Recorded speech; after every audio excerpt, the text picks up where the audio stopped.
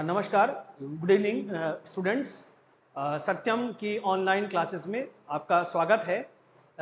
मैं पिछले लेक्चर में मैंने आपको बायोलॉजी के अपने क्लास में कुछ मानव जनन तंत्र के बारे में बातें की थी, आपसे डिस्कशन किया था। इस क्लास में मैं इस जनन तंत्र को आगे बढ़ाता हूँ, इस पूरे चैप्टर को आगे बढ़ाता हूँ। सबसे पहली बात तो मैं अब आज आपसे डिस्कस करूँगा नर जनन तंत्र के बारे में। तो देखिए, चूंकि तंत्र है तो तंत्र जो है वो विभिन्न प्रकार के अंगों या भागों से मिलकर के, पार्ट से मिलकर के बनता है। जहां तक मानव का नर जनन तंत्र है यानी मेल रिप्रोडक्टिव सिस्टम जो है मानव का, उसके अंतर्गत आने वाले जो अलग अलग भाग हैं उनका लिस्ट, उनका नाम याद रहना बहुत जरूरी है। क्योंकि आपको जब ये पता ही नहीं है कि किस तंत्र में, किस बॉडी सिस्टम में कौन कौन से पार्ट्स हैं, तो आप कंफ्यूज होंगे। ठीक है, तो सबसे पहली बात तो हम मानव का जो मेल रिप्रोडक्टिव सिस्टम है यानी नर जनन तंत्र है उसके बारे में बात करेंगे। इस तंत्र के अंतर्गत आने वाला जो पहला भाग, जो पहला अंग है, उसे हम लोग कहते हैं वृषण कोश। इसे वृषण कोश यानी स्कॉर्टम कहा जाता है। ठीक है ना, इसको आप लोग चाहें तो नोट भी कर सकते हैं या याद करना बहुत जरूरी है। ये मालूम होना बहुत जरूरी है कि नर जनन तंत्र के अंतर्गत कौन कौन से भाग आ रहे हैं और मादा जनन तंत्र के अंतर्गत कौन कौन से भाग आएंगे। वृषण कोश यानी स्कॉर्टम नर जनन तंत्र का पहला भाग है, पहला पार्ट है। दूसरा जो सबसे प्रमुख पार्ट है इस पूरे जनन तंत्र का, वो है वृषण, जिसे आप टेस्टिस के नाम से जानते हैं। और वृषण से ही लगा हुआ एक दूसरा भाग होता है जिसे आधि वृषण यानी इपीडाइडाइमस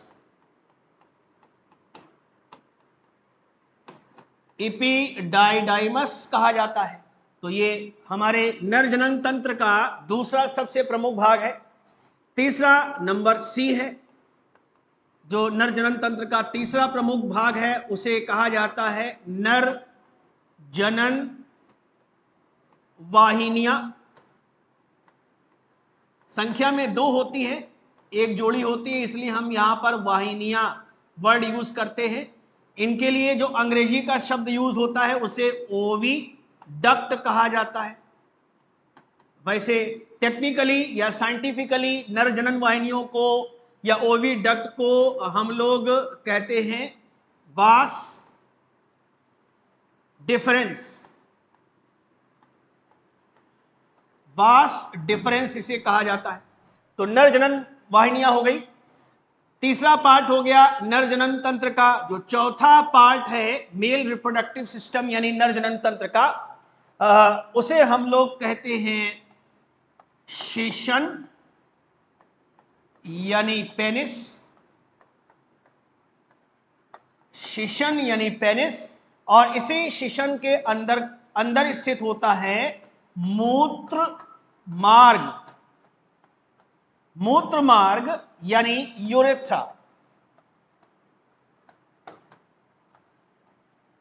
ठीक है, तो अगर आप किसी भी मानव में नर जनन तंत्र की बात करेंगे तो नर जनन तंत्र के अंदर जो प्रमुख भाग हैं, इस पूरे तंत्र के जो प्रमुख भाग हैं इस तंत्र के, वो तो ये 4 ही हैं। सबसे पहला इस तंत्र को निर्मित करने वाला जो पहला पार्ट है उसे हम लोग वृषण कोश यानी स्कॉर्टम कहते हैं। दूसरा ये वृषण और यानी टेस्टिस और अधिवृषण यानी इपीडाइडाइमस है। तीसरा नर जनन वाहिनियां है यानी वास डिफरेंस है यानी ओविडक्ट है। उसके बाद शिशन यानी पेनिस है, मूत्र मार्ग यानी यूरेथ्रा है। मेरी बात समझ में आई कि नहीं? फिर अब जाहिर सी बात है कि अब ये तो पूरा तंत्र निर्मित हो गया इन सब पार्ट से, इन सब भागों से। आगे इस तंत्र के अंतर्गत कुछ सहायक नर जनन ग्रंथियां यानी मेल एसेसरी रिप्रोडक्टिव ग्लैंड्स भी आती हैं। उनका नाम भी आपको मालूम होना आवश्यक है यानी जरूरी है। तो यहां पर अगर हम ये बात करें कि नर जनन तंत्र में जो सहायक नर जनन ग्रंथियां हैं, है ना, उनका नाम क्या है और वो क्या कार्य करती हैं, तो यहां पर हम लिखेंगे सहायक नर जनन ग्रंथियां, उनकी एक लिस्ट बनाएंगे। नर जनन ग्रंथियां, सहायक नर जनन ग्रंथियां, इनका नाम हम जानेंगे क्या नाम है। तो पहली जो सहायक नर जनन ग्रंथि है उसका नाम है, उसे कहा जाता है प्रोस्टेट, उसे प्रोस्टेट ग्रंथि यानी प्रोस्टेट ग्रंथि यानी प्रोस्टेट ग्लैंड कहा जाता है। यह प्रोस्टेट ग्रंथि संख्या में एक होती है, यानी ये जोड़ीदार नहीं होती, एक नर मनुष्य में एक ही प्रोस्टेट ग्रंथि होती है। तो यहां पर हमने इसलिए इसको 1 लिख दिया, ठीक है। उसके बाद जो दूसरे प्रकार की नर जनन ग्रंथि है यानी मेल एसेसरी रिप्रोडक्टिव ग्लैंड है, उसे हम लोग कहते हैं शुक्राशय यानी सेमिनल वेसाइकल। ये हमारे मूत्राशय यानी यूरिनरी ब्लैडर के दोनों पार्श्व, लेटरल साइड में, पार्श्व दिशा में एक एक होती है, यानी एक जोड़ी होती है। तो दूसरी जो सहायक नर जनन ग्रंथि है उसका नाम है शुक्राशय, इसे शुक्राशय यानी सेमिनल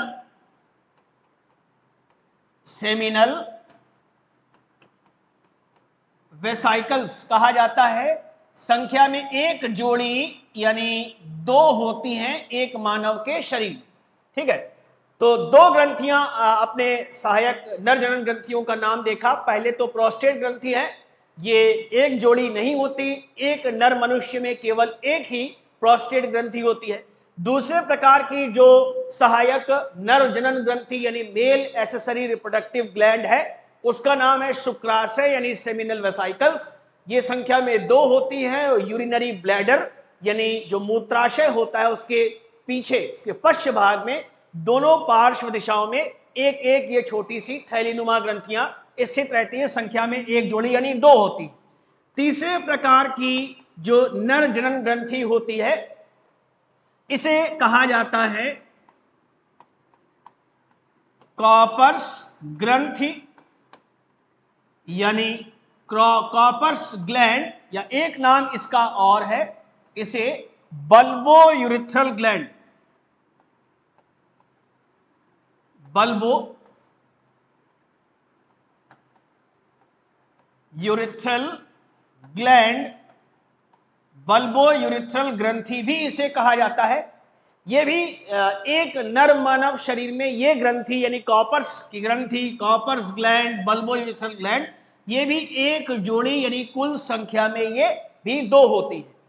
तो आप याद कर लीजिए कि ये 3 प्रकार की अलग अलग ग्रंथियां नर मानव जनन तंत्र में, और वो जो हमने आपको अभी कुछ देर पहले ये जो पार्ट्स, ये जो भाग आपको लिखाए हैं नर जनन तंत्र के अंतर्गत, ये सारे पार्ट्स मिलकर के, ये सारे भाग मिलकर के पूरे एक नर जनन तंत्र का निर्माण करते हैं।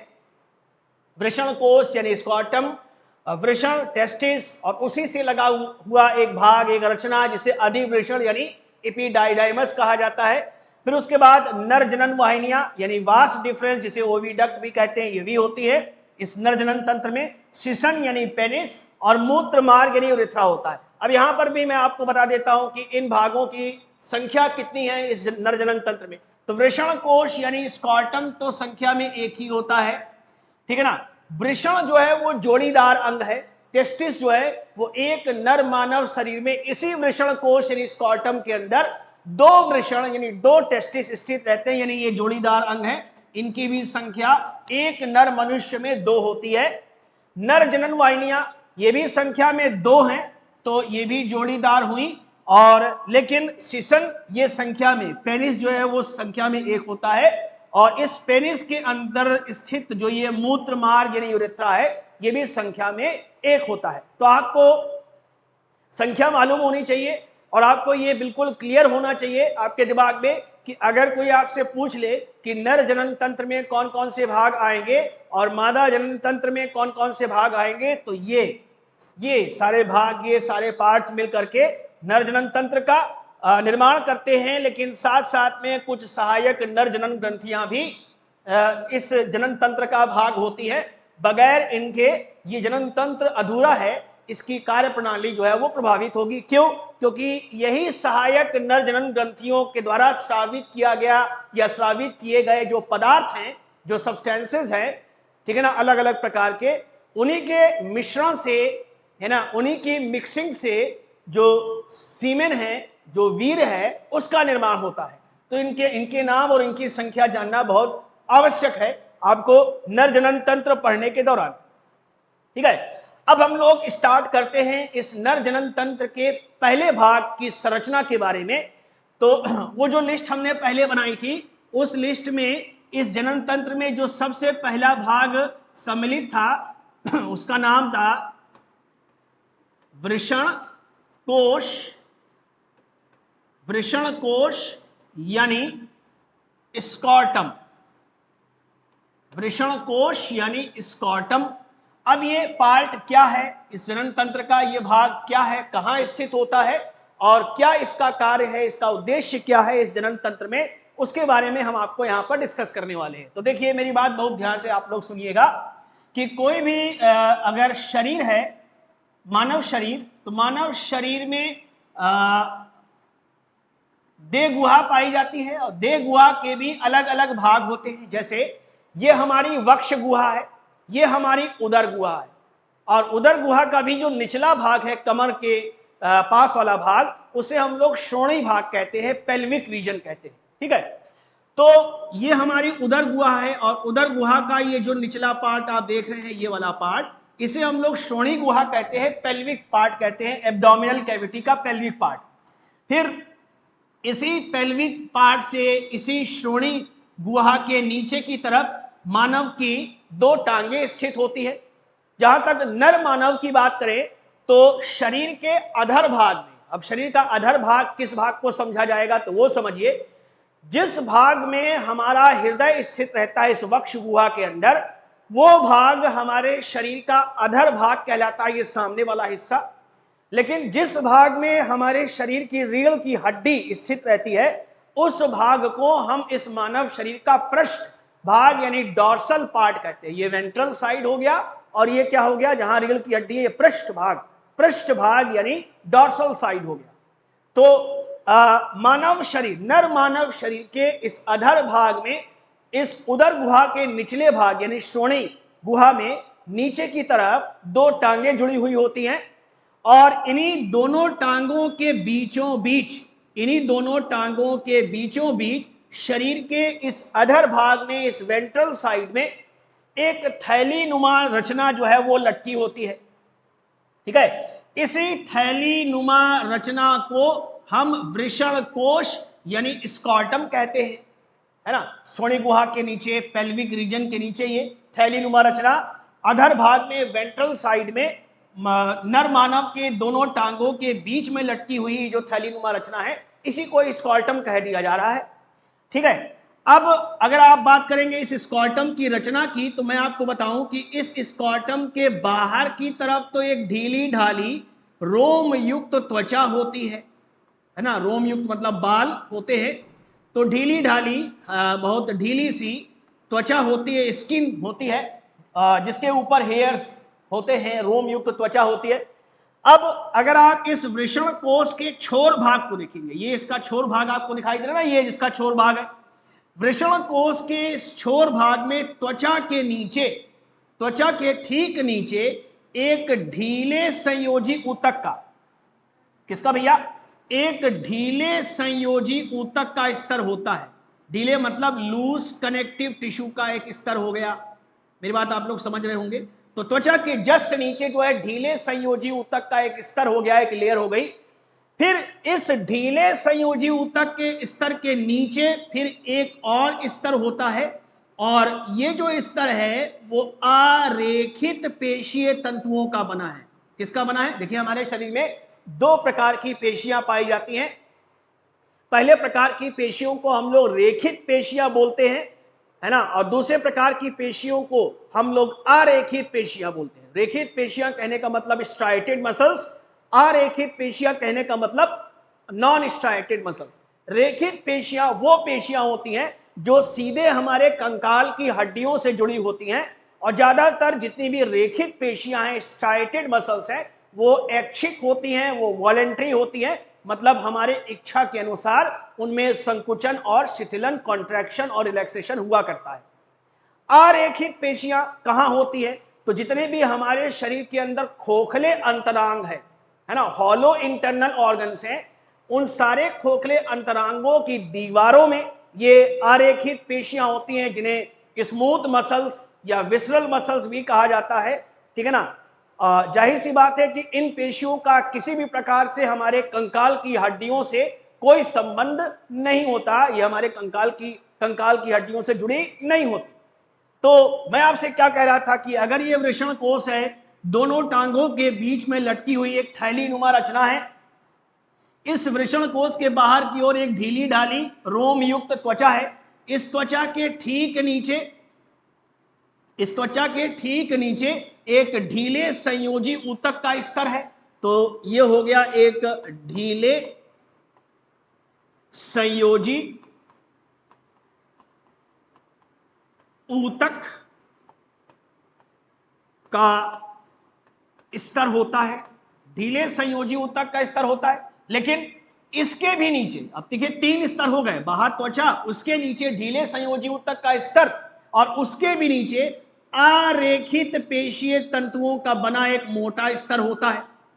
इस पेशी को अरेखित, वही जो अनैच्छिक पेशियां हैं, इस पेशी को जो कि अरेखित पेशीय तंतुओं का बना है, ये मोटा स्तर, तीसरा स्तर, भीतरी स्तर है, इस पेशी को डॉल्टस पेशी या डॉल्टस मसल कहते हैं।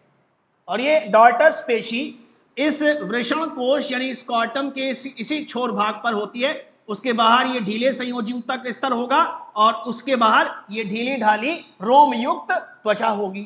ठीक है, अब आगे बढ़िए। ये जो वृषण कोश है, इस वृषण कोश में बीचों बीच एक खड़ा का मतलब सीधा एकदम खड़ा, और डिवाइडिंग का मतलब विभाजक, एक खड़ा विभाजक पट यानी सेप्टम जो है, वो इस वृषण कोश को 2 बराबर आधे भागों यानी अर्ध भागों में बांटता है। मेरी बात समझे गई? मैं फिर से अपनी बात को रिपीट कर रहा हूं कि ये जो स्कॉटम है, ये जो वृषण कोश है, तो इस वृषण कोश के अंदर की तरफ एक खड़ा और विभाजक, खड़ा का मतलब वर्टिकल और डिवाइडिंग, एक खड़ा और विभाजक पेशीय पट यानी पेशियों का बना पट जो है, वो इस वृषण को 2 बराबर आधे भागों यानी अर्ध भागों में बांट रहा है। ठीक है, हर बराबर अर्ध भाग में आधे भाग में एक अंडाकार सी आकृति वाला वृषण यानी टेस्टिस जो है वो स्थित रहता है। ठीक है, अब आप इधर देखिए, ये तो एक थैली नुमा लटकी हुई रचना है जो नर मनुष्य में दोनों टांगों के बीच शरीर के श्रोणि गुहा के ठीक नीचे की तरफ अधर भाग में वेंट्रल साइड में नीचे की तरफ जो है वो ये लटकी हुई थैली नुमा रचना है। अब भीतर ही भीतर एक खड़ा विभाजक पट जो है वो इस स्कॉटम को, इस वृषण कोश को 2 बराबर अर्ध भागों में बांट रहा है। हर अर्ध भाग में अंडाकार सी आकृति वाले 2 वृषण यानी टेस्टिस जो है वो स्थित है। ऊपर की तरफ आप देखेंगे कि ये तो दे गुहा, ये उदर गुहा आ गई, और उदर गुहा का जो ये निचला भाग आप देख रहे हैं, इसके श्रोणि गुहा, पेल्विक रीजन कहते हैं। अब मेरी बात ध्यान से सुनिए आप सभी लोग कि देखिए, ये जो वृषण कोश है, ये वृषण कोश ऊपर की ओर ये ऊपर यानी देह गुहा की ओर लगभग 5 से 6 सेंटीमीटर लंबी, उसकी लंबाई नोट कर लीजिएगा आप लोग, लगभग 5 से 6 सेंटीमीटर लंबी एक नली द्वारा, एक नलिका समान रचना ये बन रही है, एक नलिका समान रचना ये बन रही है। तो ये जो वृषण कोश का प्रत्येक अर्ध भाग, आधा भाग जो है वो ऊपर की ओर इस श्रोणि गुहा यानी पेल्विक कैविटी से एक 5 से 6 सेंटीमीटर लंबी नलिका द्वारा जुड़ा हुआ है ना। ये वृषण कोश का हर आधा भाग इसी में खुल जाता है, पेल्विक रीजन में ऊपर की ओर। जिस नलिका द्वारा वृषण कोश का प्रत्येक अर्धभाग ऊपर की ओर पेल्विक कैविटी में यानी श्रोणि गुहा में खुलता है, उस 5 से 6 सेंटीमीटर लंबी नली को हम लोग कहते हैं वंक्षण नाल यानी इंग्वल कैनाल। वंक्षण नाल यानी इंग्वल कैनाल कहते हैं। तो आप देखिए यहाँ ऊपर की तरफ से आने वाली जितनी भी रुधिर वाहिनियां हैं या आने वाली या जाने वाली रुधिर वाहिनियां, लसिका वाहिनियां, जितने भी तंत्रिका तंतु हैं, है ना, वो अगर इस वृषण कोश के अर्धभाग में प्रवेश करना चाहेंगे तो इसी वंक्षण नाल के द्वारा ही इनका प्रवेश और बाहर निकलना हो पाएगा। तो ये जो वंक्षण नाल है इसकी उपयोगिता ये है कि इसी से हो करके ये रुधिर वाहिनियां गुजरती हैं, इसी से हो करके ये तंत्रिका तंतु, इसी से हो करके ये लसिका वाहिनियां वृषण कोश के अर्धभाग में आती और जाती हैं। ठीक है, अब देखिए क्या है कि देखिए त्वचा के नीचे पाया जाने वाला जो पेशीय स्तर होता है, जैसे हमारी त्वचा है और त्वचा के जस्ट बिलो, जस्ट नीचे जो एक पेशी स्तर है उसे कहा जाता है अधस्त्वचीय पेशी स्तर। अधस्त्वचीय पेशी स्तर, सब क्यूटेनियस मसल उसको कहा जाता है। मेरी बात समझे कि नहीं? हमारी ये उदर गुहा है, उदर गुहा में भी त्वचा है, त्वचा के नीचे जो पेशी मौजूद है इसको भी हम लोग अधस्त्वचीय पेशी कहेंगे। और यहाँ वृषण कोश में भी जो त्वचा है, त्वचा के नीचे स्थित जो पेशी है, पेशी मतलब मसल है, उसको भी हम लोग अधस्त्वचीय पेशी यानी सब क्यूटेनियस मसल कहेंगे। याद रखिएगा कि होता यह है कि एक बहुत मोटा गुच्छा, बंच जिसको कहते हैं, और वो भी रेखित पेशियों का बना, स्ट्राइएटेड मसल्स का बना एक बहुत मोटा गुच्छा इस वृषण कोश के त्वचा के नीचे स्थित पेशी स्तर को, मैं फिर से बोल रहा हूं, त्वचा के नीचे स्थित रेखित पेशियों का बना, स्ट्राइएटेड मसल्स का बना एक बहुत मोटा गुच्छा, एक मंच जो है वो इस स्कॉर्टम के यानी वृषण कोश के अधस्त्वचीय पेशी स्तर यानी त्वचा के नीचे स्थित पेशी स्तर को ले जाकर के जोड़ने का काम करता है। कहां जोड़ने का काम करेगा? तो ये जो उदर गुहा है, इस उदर गुहा के जो अधस्त्वचीय पेशी स्तर है, अधस्त्वची का मतलब त्वचा के नीचे स्थित जो पेशी स्तर है उससे जोड़ने का कार्य करता है। मेरी बात समझे कि नहीं? ये जो मोटा रेखित पेशीय तंतुओं का बना गुच्छा है जो वृषण कोश के त्वचा के नीचे स्थित पेशी स्तर को उदर गुहा के त्वचा के नीचे स्थित पेशी स्तर से जोड़ता है, इस मोटे गुच्छे को क्रीमास्टर पेशी यानी क्रीमास्टर मसल कहा जाता है। तो डॉल्टस पेशी तो यहां छोर पर स्थित है इस स्कॉर्टम के, और ये मोटा गुच्छा जो है वो वृषण कोश के त्वचा के नीचे स्थित पाए जाने वाले स्तर को, पेशी स्तर को उदर गुहा के त्वचा के नीचे स्थित पेशी स्तर से ये जोड़ने का काम करता है। अब देखिए सवाल ये पैदा होता है कि सारे जितने भी अंतरांग हैं यानी इंटरनल ऑर्गन्स हैं, चाहे वो वेदर इट इज लीवर, वो चाहे अग्नाशय हो, चाहे हृदय हो, फेफड़ा हो, कहने का मतलब है कि सारे जितने भी अंतरांग हैं वो तो सब ज्यादातर हमारी इस देह गुहा में स्थित हैं। ऐसी क्या जरूरत आन पड़ी कि ये इतना प्रमुख अंग है जिसे आप वृषण यानी टेस्टिस कह रहे हैं, ये टेस्टिस है, दो होते हैं संख्या में, एक स्कॉर्टम के दो अलग अलग अर्ध भागों में, एक इधर और एक इधर, एक जोड़ी वृषण यानी टेस्टिस जो है वो स्थित होते हैं। तो क्या ऐसी जरूरत पड़ी इन विशिष्ट अंगों को वृषण यानी टेस्टिस को इस उदर गुहा से बाहर स्थित करने की? देखिए टेस्टिस के अंदर, टेस्टिस पहली बात तो ये नर जनद है, हमने जनद आपको बताया है कि वो विशिष्ट अंग जिनके अंदर युग्मक कोशिकाओं यानी गैमीट सेल्स का निर्माण होता है उन्हें हम लोग जनद कहते हैं, गोनैड्स कहते हैं। तो जाहिर सी बात है कि अगर टेस्टिस जो है वो मेल गोनैड है तो इनके अंदर नर युग्मक कोशिकाओं यानी कह लीजिए स्पर्म्स का यानी शुक्राणुओं का निर्माण होगा। शुक्राणुओं का निर्माण एक विशिष्ट टेम्परेचर, एक स्पेसिफिक टेम्परेचर में होता है। अब देह गुहा का जो टेम्परेचर है, जो तापक्रम है, वो तो 37 डिग्री सेल्सियस होता है, आप सभी लोग जानते हैं। ये वो तापक्रम है, सामान्य तापक्रम, जिस पर कि हमारा शरीर तो सामान्य रहता है,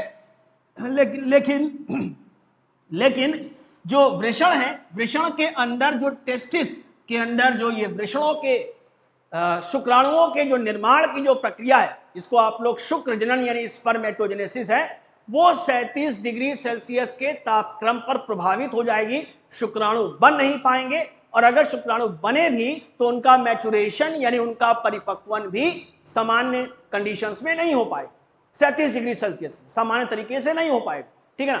तो ये जरूरी हो जाता है कि इन टेस्टिस को, चूंकि इनके अंदर शुक्राणु यानी स्पर्म बन रहे हैं, तो इन टेस्टिस को ऐसे टेम्परेचर पे रखा जाए जो हमारे बॉडी टेम्परेचर से 2 से 3 डिग्री सेल्सियस कम हो। मेरी बात समझे कि नहीं? इसीलिए इन टेस्टिस को, दोनों टेस्टिस को जो कि संख्या में एक जोड़ी हैं, इनको हमारी देह गुहा से उतार कर यहां पर एक थैली नुमा रचना में रखा गया, जिसका कि तापक्रम बॉडी के तापक्रम से 2 से 3 डिग्री सेल्सियस जो है वो कम होता है, बिलो होता है, यानी आसपास 34 डिग्री 34 डिग्री सेंटीग्रेड के आसपास होता है। मेरी बात समझ में आया कि नहीं आप लोगों को? जो कि बिल्कुल अनुकूल होता है इन टेस्टिस के अंदर जो शुक्र जनन यानी स्पर्मेटोजेनेसिस की प्रक्रिया होगी उसके लिए बिल्कुल अनुकूल होता है, और शुक्राणुओं यानी स्पर्म्स के परिपक्वन के लिए भी ये 2 से 3 डिग्री सेल्सियस का जो कम टेम्परेचर है वो बिल्कुल अनुकूल होता है, बहुत फेवरेबल होता है। तो इस वजह से इन टेस्टिस को यानी इन वृषणों को इस स्कॉर्टम के अंदर रखा जाता है ताकि इनके अंदर स्पर्म्स का निर्माण नॉर्मल तरीके से हो सके। तो ये वो पहला अंग है, पहला पार्ट है इस नर जनन तंत्र का, जो आप लोगों ने अभी हमसे यहां पर सीखा। ठीक है, अब अगली बात यह है कि इस नर जनन तंत्र का जो अगला पार्ट है उसका नाम है, सेकेंड नंबर पे हम डालेंगे जो सबसे इंपॉर्टेंट है, उसे तो आप लोग कह रहे हो जी वृषण व अधिवृषण, जिसे इंग्लिश में कहा जाता है टेस्टिस व इपीडाइडाइमस। टेस्टिस व इपीडाइडाइमस, तो इस पार्ट को भी अब हमको पढ़ना है। टेस्टिस और इपीडाइडाइमस नर जनन तंत्र के सबसे प्रमुख भाग हैं, है ना, क्योंकि देखिए वृषण के अंदर अभी हमने आपको बताया कि ये नर जनन होते हैं और इन्हीं के अंदर नर युग्मक कोशिकाओं यानी शुक्राणुओं का यानी स्पर्म्स का निर्माण होता है। इपीडाइडाइमस की भी अपनी अलग भूमिका है, इनके अंदर जो है अधिवृषण नलिका यानी इपीडाइडाइमस डक्ट रहती है जिसमें कि शुक्राणुओं का यानी स्पर्म्स का मैचुरेशन होता है। ठीक है, तो अगर मैं आपको यहां पर अब एक वृषण की रचना डिस्कस करने जा रहा हूं, एक टेस्टिस की रचना डिस्कस करने जा रहा हूं। इनकी स्थिति तो आप लोगों ने देख ली, संख्या देख ली, संख्या में ये एक जोड़ी यानी 2 होती हैं और ये स्कॉर्टम यानी वृषण कोश के अंदर स्थित होते हैं। वृषण कोश के यानी स्कॉर्टम के प्रत्येक अर्धभाग में एक अंडाकार सी आकृति वाला गहरे लाल रंग का डार्क रेड कलर का ये अंग होता है। वृषण यानी टेस्टिस का जो आकार है वह भी हमने आपको बताया कि अंडाकार होता है, ओवल शेप्ड होता है। अगर आप इसकी लंबाई की बात करेंगे तो वृषण की जो लंबाई होती है वो होती है लगभग, याद कर लीजिए, 5 सेंटीमीटर। हर वृषण जो है वो ओवल शेप्ड होता है, अंडाकार आकृति का, गहरे लाल रंग का, डार्क रेड कलर का होता है। लंबाई इसकी होती है 5 सेंटीमीटर। अगर आप इसकी मोटाई या ये कह लीजिए इसकी चौड़ाई, इसकी विड्थ देखेंगे तो इसकी चौड़ाई होती है लगभग 2.5 सेंटीमीटर। तो 5 सेंटीमीटर ये लंबा है, 2.5 सेंटीमीटर इसकी चौड़ाई है। वजन कितना होता है एक टेस्टिस का, तो वो नोट कर लीजिए। हर टेस्टिस का वजन जो है वो 10 से 15 ग्राम तक होता है। 10 से 15 आइडियल कंडीशन में बात कर रहे हैं, स्वस्थ मनुष्य में ये डायमेंशन होता है टेस्टिस का। 5 सेंटीमीटर लंबा, लगभग 2.5 सेंटीमीटर चौड़ा, और एक वृषण का, एक टेस्टिस का जो वेट है, जो वजन है, वो 10 से 15 ग्राम होता है नॉर्मल कंडीशन में। ठीक है, तो अब ये अंडाकार सा अंग है। अब हर वृषण जो है वो बाहर से एक 2 स्तरों वाले यानी डबल लेयर्ड 2 स्तरों वाले खोल से, कैप्सूल से घिरा होता है। खोल का जो डबल लेयर्ड खोल है, अब उसका जो सबसे बाहरी स्तर होता है वो एक पतली सी झिल्ली के रूप में, एक बहुत थिन मेम्ब्रेन के रूप में होता है। कहीं कहीं पर होता है, कहीं कहीं पर नहीं होता, टूटा फूटा होता है। खोल के इस बाहरी स्तर को हम लोग कहते हैं यौनिक स्तर। इसे कहा जाता है, खोल के बाहरी स्तर को यौनिक स्तर। ये अधूरा होता है, झिल्ली नुमा होता है, कहीं कहीं होता है, कहीं कहीं नहीं। यौनिक स्तर यानी ट्यूनिका वेजाइनेलिस। ट्यूनिका वेजाइनलिस, इस स्तर को कहा जाता है खोल का बाहरी स्तर। द्विस्तरीय खोल है, 2 स्तरों का बना है। सबसे बाहरी स्तर इस खोल का कहलाएगा योनिक स्तर यानी ट्यूनिका वेजाइनलिस। यह पतली झिल्ली के रूप में होता है और अधूरा होता है, कहीं कहीं है चिपका हुआ है, कहीं कहीं टूटा फूटा है, इस तरीके का। अब बारी आती है कि वृषण के जो कैप्सूल है, जो खोल है, उसका भीतरी स्तर, तो भीतरी स्तर काफी मोटा होता है, ये जान लीजिए। और ये कनेक्टिव टिश्यू डेंस, बहुत घने संयोजी ऊतक का बना होता है। घने संयोजी ऊतक का कहने का मतलब है कि ऐसा संयोजी ऊतक जिसमें कि कोलेजन, सफेद रंग के, व्हाइट कलर के कोलेजन तंतुओं की अधिकता हो। कोलेजन तंतु जो कि कोलेजन प्रोटीन के बने होते हैं, और अगर किसी कनेक्टिव टिश्यू के आधार पदार्थ में, उसके मैट्रिक्स में, उसके ग्राउंड सब्सटेंस में इन कोलेजन तंतुओं की बहुत ज्यादा अधिकता होगी, अबंडेंट अमाउंट होगा इन कोलेजन फाइबर्स का, तो ऐसा जो संयोजी ऊतक होगा, जाहिर सी बात है वो बहुत घना हो जाएगा, बहुत डेंस हो जाएगा। तो ये एक घने श्वेत तंतुओं के बने यानी व्हाइट कोलेजन फाइबर के बने संयोजी ऊतक का बना ये स्तर होता है, दूसरा स्तर इस वृषण के खोल का। अब इस खोल के इस दूसरे स्तर को हम लोग नाम, जैसे पहले स्तर को हम नाम दे रहे हैं क्या, योनिक स्तर यानी ट्यूनिका वेजाइनलिस, तो इस दूसरे स्तर का नाम भी हम लोग अब देंगे, इसे हम कहेंगे, इस स्तर को हम लोग कहेंगे श्वेत कंचुक, श्वेत कंचुक स्तर, यानी अंग्रेजी में इसे कहा जाता है ट्यूनिका एल्ब्यूजिनिया। ट्यूनिका एल्ब्यूजिनिया, श्वेत कंचुक स्तर यानी ट्यूनिका एल्ब्यूजिनिया। तो आप ये देखिए कि वृषण जो है वो चारों ओर से एक 2 स्तरों वाले खोल से, कैप्सूल से घिरा हुआ है।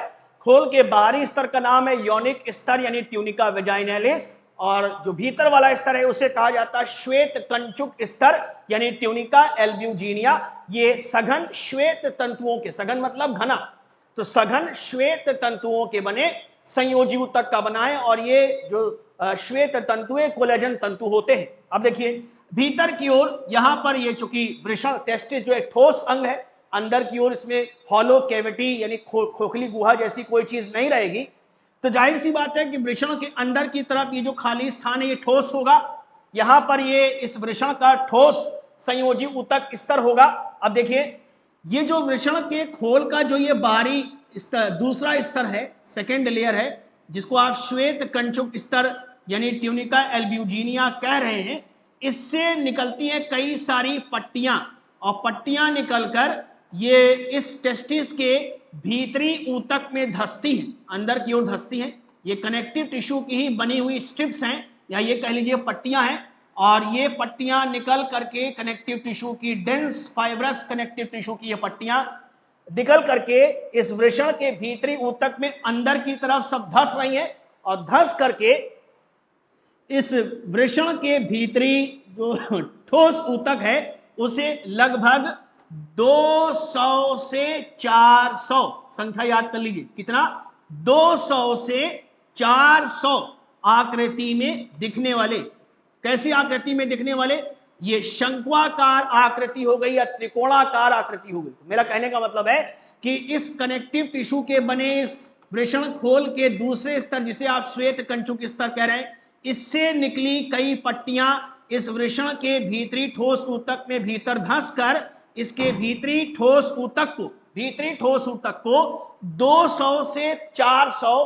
त्रिकोणाकार से या शंक्वाकार से पिंडकों यानी लोब्यूल्स में क्या करती हैं, डिवाइड करती हैं। जैसे एक पिंडक ये बन गया, दूसरा पिंडक ये बन गया, तीसरा पिंडक ये बन गया, और चौथा पिंडक ये बन गया। तो इस तरीके से इसका पूरा का पूरा ठोस ऊतक भीतर ही भीतर इन संयोजी ऊतक की पट्टियों द्वारा 200 से 400 संख्या में पाए जाने वाले पिंडकों में विभाजित रहता है।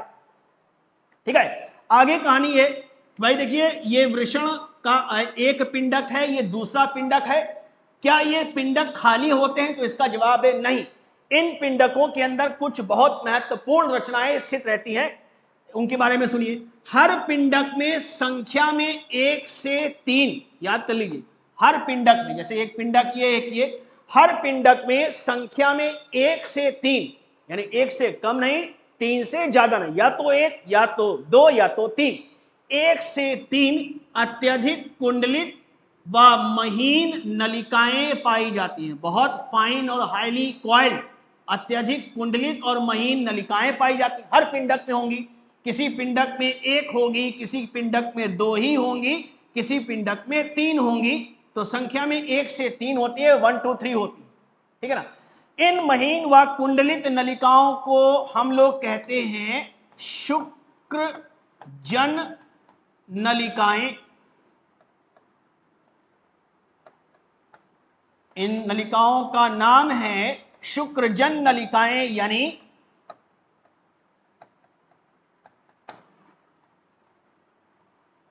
Seminiferous tubules.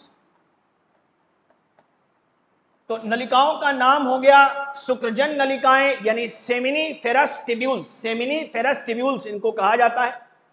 यही वो नलिकाएं हैं, यही वो शुक्रजन नलिकाएं हैं, यानी सेमिनिफेरस टिब्यूल्स हैं, शुक्रजन नलिकाएं हैं, जिनके अंदर शुक्राणुओं का निर्माण होता है। और जिस प्रक्रिया द्वारा इन शुक्रजन नलिकाओं यानी सेमिनिफेरस टिब्यूल, इनका नाम ध्यान से सुन लीजिएगा, मैं यहां लिख देता हूं, इन्हें कहा जाता है सेमिनिफेरस, सेमिनिफेरस टिब्यूल्स। ये इंपॉर्टेंट क्यों है? क्योंकि इन्हीं नलिकाओं के अंदर शुक्राणुओं का यानी स्पर्म्स का जो है वो निर्माण होता है। इन्हीं के अंदर शुक्राणुओं यानी स्पर्म्स का निर्माण होता है। और जिस प्रक्रिया द्वारा इन शुक्रजन नलिकाओं के अंदर शुक्राणु बनते हैं, स्पर्म्स बनते हैं, उस प्रक्रिया को कहा जाता है शुक्रजनन। उस प्रक्रिया का नाम है शुक्रजनन यानी स्पर्मेटोजेनेसिस। आगे की क्लासेस में हम आपको इसको बताएंगे। शुक्रजनन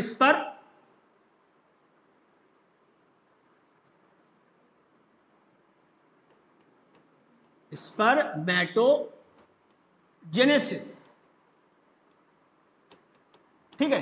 तो ये वही नलिकाएं हैं जिनके अंदर ये शुक्रजनन यानी स्पर्मेटोजेनेसिस नामक प्रक्रिया के द्वारा शुक्राणु यानी स्पर्म्स का, जो कि नर युग्मक कोशिकाएं हैं, जिनमें गुणसूत्रों की संख्या शरीर की अन्य कोशिकाओं की अपेक्षा क्या होती है, आधी होती है, उनका निर्माण होता है। और यही अंडाणु का निषेचन करते हैं, जिससे भ्रूण और एक नए मानव शरीर का निर्माण होता है। तो हर वृषण के हर एक पिंडक में ये शुक्रजन नलिकाएं यानी सेमिनिफेरस टिब्यूल संख्या में 1 से 3 होती हैं, कम से कम 1 और ज्यादा से ज्यादा 3 होती है, ठीक है। अब बात आती है कि इस वृषण का जो ठोस ऊतक है वो 200 से 400 पिंडकों में, लोब्यूल्स में डिवाइडेड है। हर लोब्यूल में, हर पिंडक में संख्या में 1 से 3 शुक्रजन नलिकाएं यानी सेमिनिफेरस टिब्यूल स्थित है। क्या इन शुक्रजन नलिकाओं के अतिरिक्त और कोई रचना भी इस वृषण के पिंडक में स्थित है? उसका जवाब भी है हाँ। हर वृषण के हर एक पिंडक में इसके ढीले संयोजी ऊतक में, लूज कनेक्टिव टिश्यू में रुधिर कोशिकाओं का महीन जाल पाया जाता है, तंत्रिका तंतुओं का महीन जाल पाया जाता है, लसिका कोशिकाओं का भी महीन जाल पाया जाता है, लिम्फ कैपिलरीज का। और साथ साथ में हर पिंडक में इधर उधर दूर दूर बिखरे कुछ विशिष्ट प्रकार की अंतःस्रावी कोशिकाएं यानी इंडोक्राइनल सेल्स का समूह पाया जाता है। इंडोक्राइनल सेल्स, अंतःस्रावी कोशिकाएं, ऐसी कोशिकाएं जिनके द्वारा हार्मोनों का निर्माण व श्रवण किया जाता है। हार्मोन्स बनाए जाते हैं इन कोशिकाओं द्वारा, उनको स्रावित किया जाता है आवश्यकता अनुसार। तो फिर इन अंतःस्रावी कोशिकाओं के हर पिंडक में इधर उधर बिखरे हुए, संख्या कोई निर्धारित नहीं है, इन अंतःस्रावी कोशिकाओं के छोटे छोटे समूह पाए जाते हैं। और इन समूहों की हर एक अंतःस्रावी कोशिकाओं का नाम याद कर लीजिए। उन अंतःस्रावी कोशिकाओं को कहा जाता है, 2 नाम है, अंतराल कोशिकाएं,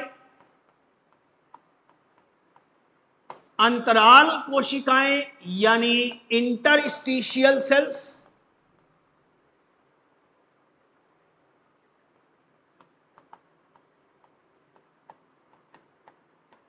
अंतराल कोशिकाएं इंटरस्टिशियल सेल्स, या एक नाम इनका और है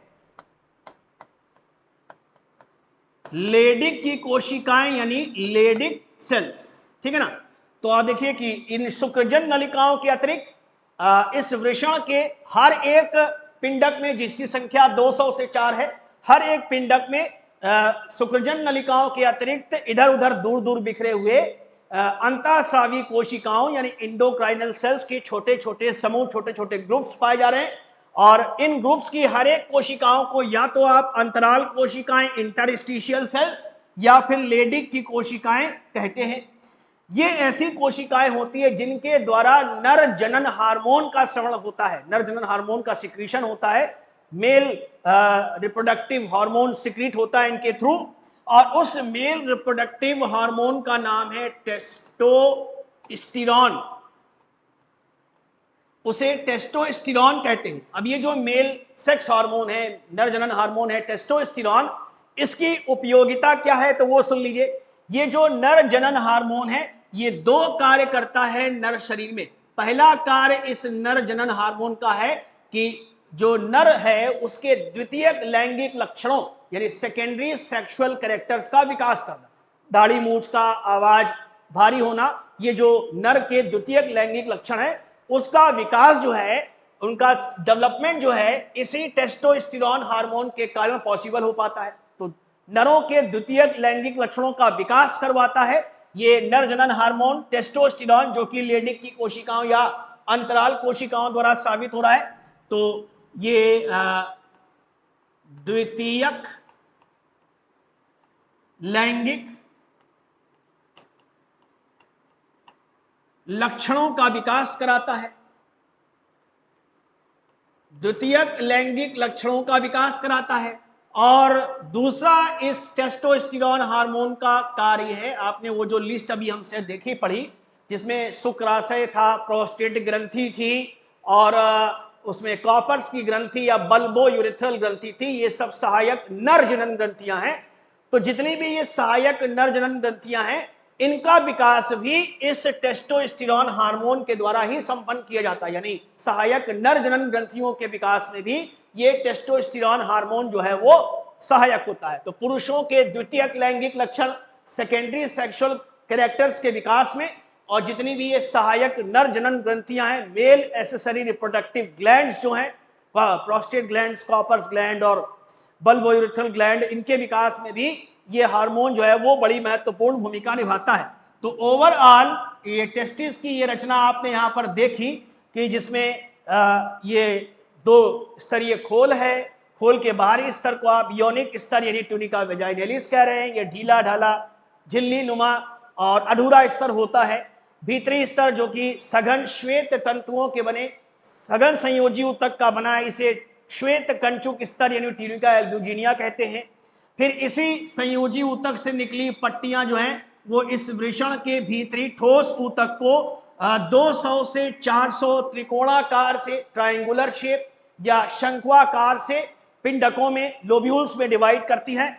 हर पिंडक में संख्या में 1 से 3 अत्यधिक महीन, माइन्यूट और कुंडलित यानी कॉइल्ड नलिकाएं, डक्ट्स पाई जाती हैं, जिन्हें कि हम लोग शुक्रजन नलिकाएं यानी सेमिनिफेरस ट्यूब्यूल्स कहते हैं। इन्हीं सेमिनिफेरस ट्यूब्यूल्स में स्पर्मेटोजेनेसिस यानी शुक्र जनन की प्रक्रिया के तहत शुक्राणुओं यानी स्पर्म्स का जो है वो निर्माण होता है।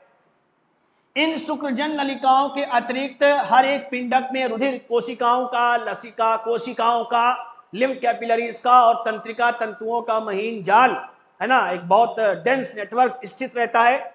और साथ साथ में कुछ अंतःस्रावी कोशिकाओं यानी इंडोक्राइनल सेल्स के स्मॉल स्मॉल ग्रुप्स इधर उधर पाए जाते हैं। हर ग्रुप की, हर समूह की ये जो कोशिकाएं हैं, अंतःस्रावी कोशिकाएं, इन्हें हम लोग अंतराल कोशिकाएं यानी इंटरस्टिशियल सेल्स कहते हैं या लेडिक की कोशिकाएं कहते हैं। ये ऐसे हार्मोन का स्रवण करती हैं जो पुरुषों के द्वितीयक लैंगिक लक्षणों, सेकेंडरी सेक्सुअल कैरेक्टरिस्टिक्स के विकास में और साथ साथ में जितनी भी सहायक नर जनन ग्रंथियां हैं, यानी एसेसरी रिप्रोडक्टिव ग्लैंड से, जिसमें प्रोस्टेट ग्रंथि, सेमिनल वेसाइकल और फिर बल्बोयूरेथ्रल कॉपर्स ग्रंथि, उनके विकास में ये हार्मोन जो है वो सहायक होता है। तो आज की क्लास में आपने ये टेस्टिस की यानी वृषण की कुछ प्रारंभिक रचना को यहाँ पर देखा। अगली क्लास में मैं आगे की तरफ बढ़ूंगा और इस अधिवृषण की रचना मैं यहाँ पर आरंभ करूंगा। हर क्लास को आप लोग बहुत ध्यान से सुना करें, शब्दों को ध्यान से सुना करें और तुरंत ही अपनी जो पढ़ाई है, या आप नोट्स भी बना सकते हैं, हमारे लेक्चर सुनते सुनते फिगर्स भी बना सकते हैं। सो धन्यवाद आज के लिए, आज के लेक्चर के लिए। अगले लेक्चर में हम अगले टॉपिक्स को कवर करेंगे। Thank you.